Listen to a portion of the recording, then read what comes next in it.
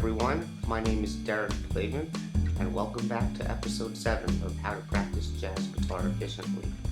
I'd like to start, like I always do, by saying if this is the first video that you've ever seen on this channel before, I would really recommend that you go back to episode 1 and start at the beginning, because that's how you're going to get the most out of this channel. Okay, so in today's episode, we're just going to get right back into it, picking up where we left off, and we're going to continue talking about different ways that we acquire musical material that we'll inevitably end up working on. And today we're going to begin to talk about the different compositional things that you could do. And just so you have an idea, originally I thought that this whole topic was going to take maybe 3 or 4 videos. This is already video 3 or part 3. It's going to take more than 4 videos for sure. I decided to maybe take some of these smaller subtopics and break them up into even smaller videos just so they're not as long, hopefully, for you, and they're a little bit easier to digest. But at least we're finally out of the most rambly part of these videos, so that's good. So, but yeah, let's just get into it so we don't waste any more time. Okay, so like I said before in previous videos, the ideas that I end up working on that originally came from something that I may have composed myself oftentimes end up becoming some of the most useful and best feeling things that become part of my playing. And like I said before, I don't really know why that is, but I think it has to do with the fact that the ideas are coming from within you, and therefore there might be some sort of naturalness that goes along with it in terms of how it feels for you personally. Now, keep in mind that while I personally find the compositional techniques that I want to share with you guys useful, natural, and doable, one thing you want to keep in mind is how, like I said before, I personally already felt confident in my abilities to compose something that sounded like jazz music. My problem was more so that when I tried to do it in a more spontaneous fashion, it just didn't come out sounding right. Instead, it was sloppy and usually full of mistakes and just didn't feel right or jive well with the rest of the band. So, yeah, I think it's really important for you to understand where you're honestly at when it comes to, composing and your skill level and whatnot, because I can admit that not everybody is like me. I'm not an everyman. No, you're not an everyman. I'm not an everyman. You are a singular man. All right. And, even though the stuff that I'm going to be teaching you in these videos that are coming out are things that I feel like I really acquired within the last few years only, and these are the things that really helped me progress, but it'd be wrong for me to discount or discredit all of the work that I've done on the guitar up until that point. So, obviously I had some skills going into it already. I just want you to be aware of where you think you may be when it comes to your compositional skills already. Now, you may not feel as confident as I did when I first really started getting into this kind of work. If you think that you can improve in your abilities to compose jazz or any other style of music that you're really interested in learning how to play properly, I'd say that the absolute first thing that you should be doing, obviously, is listening to as much music as possible in that style, just like we talked about, just so you're constantly feeding your ears these sounds to get you a better and better picture in your head of what the music sounds like. And a good way to think of this is you really do almost want to kind of get a stereotypical picture in your head of what you think jazz sounds like. And don't let that word stereotype, sort of sway you away from not doing that, in that you may think that, oh, if I just try to create a stereotypical picture of jazz in my music, it's gonna come out sounding unoriginal and boring and all that. And I want you to understand that that's not really how it works. And there's a great Picasso quote that Kurt Rosenwinkel has referenced often, and I love it, where he says, "Don't try to be a unique artist, just try to draw a perfect circle." And the lesson is that it's pretty much impossible to draw a truly perfect circle, and your mistakes are inevitable, and your uniqueness is basically your mistakes in essence, So you don't have to worry about trying to be original or trying to find your own sound. If you're really trying to play jazz music, and you gotta be honest with yourself about that, do you really want to play jazz, or do you want to just improvise some other style of music? It's cool if you don't want to play jazz, but if you really want to play jazz, don't try to be original, or at least as much as you may think. Just try to play something that sounds like jazz, and your originality will be inevitable, okay? And the same thing goes for composing, which is why we're talking about it right now. Now, one more point that I want to get into before we start talking about some of these examples is also, one of the reasons why it's important to take time to compose different ideas or even transcribe is because, when you go to a session, let's say you're just playing comfortably, jamming on a tune at a session, and you might be playing stuff that sounds good and feels easy to you, but what you're really doing in that situation is you're playing what you hear, which is totally fine because you're using your ears, listening, but you got to understand that if you never take the time to almost go into the lab or to compose new things or work out some new things, it's almost like your ears don't know what they haven't heard or almost what they haven't discovered yet. So this is why we take the time to do all this, because if you don't, it's going to be very hard for you to really expand and to grow out of the same things that you feel like you may always be playing. Okay, so we're going to get into the main exercise that we're talking about today now, and that is really just composing contrafacts over a given form. Now, if you don't know what a contrafact is, it's really just a fancy word that means it's basically a new melody for something that you might write over an already existing set of chord changes or harmonic form of a tune, whatever. And keep in mind, this is the same exact thing that I basically already showed you when I composed those 5 choruses of the blues in episode 3, I believe. And yeah, it's really no different.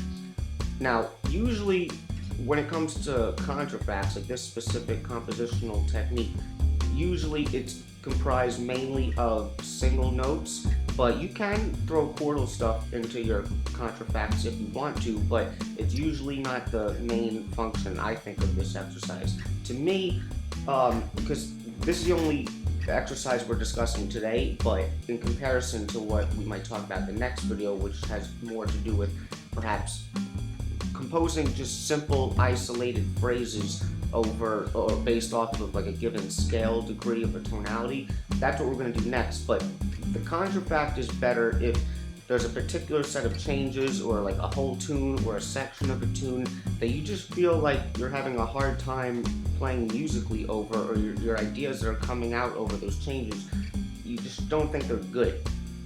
That's when you want to do this contrafact type of thing to help you work out some ideas that you do confidently believe in, so that you basically have some stuff that you could use over that particular set of changes if you happen to think that you could do better on it, So keep that in mind. The contrafact is good when you're trying to get better at playing over a specific set of changes, not necessarily just to create individual, good musical phrases that are isolated. Okay, so you guys saw the clip in the beginning of this video, and I'm sure a lot of you guys recognize that tune. That was Thelonious Monk's I Mean You. And I played through the form twice. First time through, just the basic melody, just so you guys can get it in your head in case you haven't heard that tune before. And then the second time through, I'm playing a contrafact that I wrote over one chorus of that form. And I'll put the changes up to the tune just so you can see, I'm sure I'm putting the chart up right now as well, just so you can see what it is in case you never saw it before. But, I want you to keep in mind that this is subjective, but think about or listen to what I'm playing, or go back and listen to that clip in the beginning of the video and try to picture, the things that I wrote over that second chorus, and contemplate if you really truly think I could have generated those same ideas if I was thinking more in a way of what chords or arpeggios or scales I might play over the given changes. In my opinion, it would have been impossible for me to generate that same piece of music if I was thinking in that sort of paradigm. Okay? Now, if you like this contrafact, I have it for you guys in my store. The link will be in the description, and of course, it's also included with the Patreon subscription, where you'll get all the PDFs. Okay, so now I want to show you the next example, and this second example I decided to, you'll see it as the video goes on here, but I'll also include a link to it in the description just so you can have this one for free, because I figured I'd give you one for free just to be nice. So This one is over 1A section of the standard Nica's Dream, and in the clip that you're about to see, I think I just gave you a little bit of the bridge that I'm coming out of, you know, a couple bars of the bridge, but as soon as it goes back into the last A section of the tune, which I'll label it when it happens, that's basically what is written out.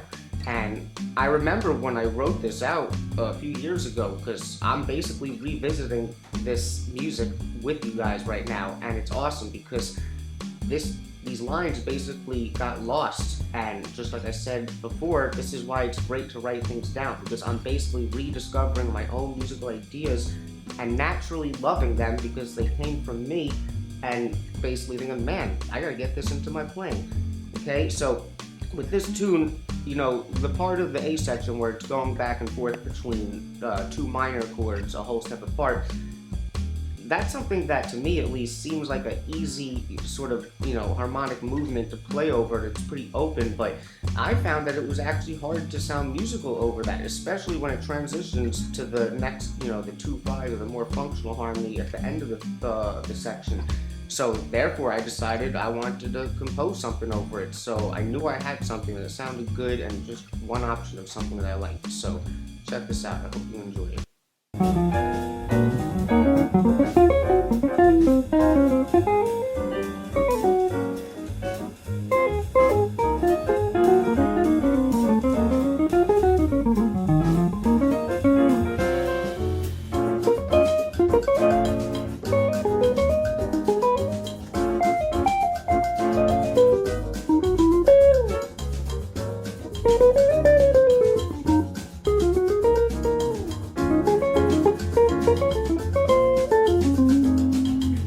Okay, so now I'm just going to show you one more example just to, you know, really hammer in the point and show you guys, you know, the potential of what you can get with contrafacts, although I really don't think that this video demonstrates the full potential of that.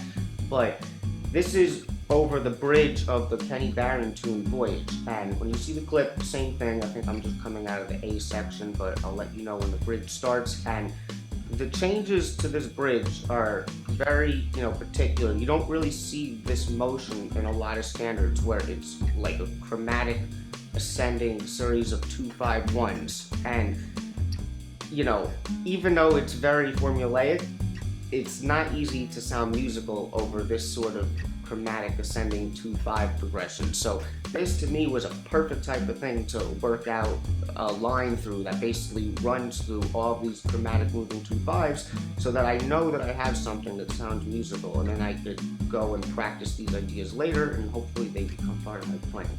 So check it out.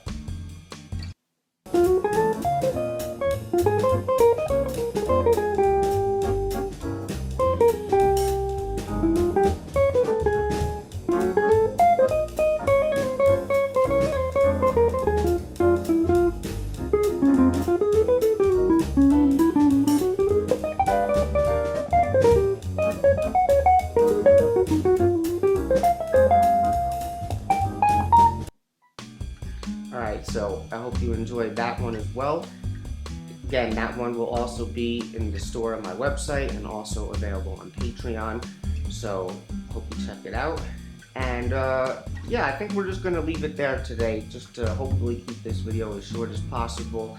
And if you guys have any questions, please let me know. Like I said, the contrafact, it's very important to be able to do this, and don't be afraid to start composing your own ideas. Now, of course, you do need to have your musical skills relatively developed already, because you're basically transcribing what you're hearing in your head, or what you're composing in your head. But if you don't have the ability to basically label properly whatever the music is that you're hearing or composing, it's going to be very hard to be certain on what that music is. So I'm just talking about things like even like rhythm notation, or just knowing how to read music notation, and basically if you hear a melody in your head, knowing that you could dictate it to paper and it will be correct. So again, I don't know where your level is at. Just be honest with yourself about where you are and know what you need to do to start progressing, and don't be afraid to start jumping in and do it, because that's how you're going to progress. You jump in, you get messy, and then you start making progress. So that's it for today. We're going to continue talking about compositional techniques in the next episode. So I will see you guys there. Swinging and playing the blues. That's what we about.